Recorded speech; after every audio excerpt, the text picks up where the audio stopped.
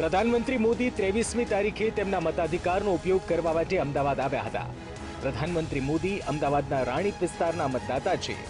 રાણીપ જતા પહેલા મોદી તેમના માતાને મળવા ગાંધીનગર પહોંચ્યા હતા, જેની એક તસવીર સોશિયલ મીડિયામાં વાયરલ થઈ રહી છે।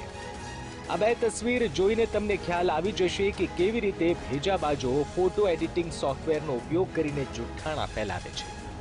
વાસ્તવમાં ડાબી બાજુએ દેખાઈ રહેલો ફોટો એડિટિંગનું વરવું સ્વરૂપ છે, જેમાં દેશના પહેલા પ્રધાનમંત્રી જવાહરલાલ નહેરુની તસવીરને એડિટિંગ કરીને ચિપકાવવામાં આવ્યા છે, જ્યારે સાચી તસવીર છે જે તમને જમણી બાજુ દેખાઈ રહી છે, તેમાં દિવાલ પર ટાંગવામાં આવેલા ફોટોમાં રાધાકૃષ્ણની તસવીર છે। રાધાકૃષ્ણની જગ્યાએ નહેરુના ફોટોને એડિટ કરવામાં આવ્યો છે।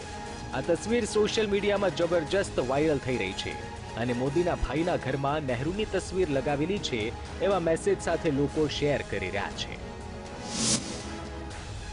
વીટીવી લોકોને અપીલ કરે છે કે આવા જુઠ્ઠાણાઓ પર વિશ્વાસ ન કરશો અને ખોટો સંદેશ ફેલાવતી તસવીરો અને સંદેશાઓને પણ શેર ન કરશો।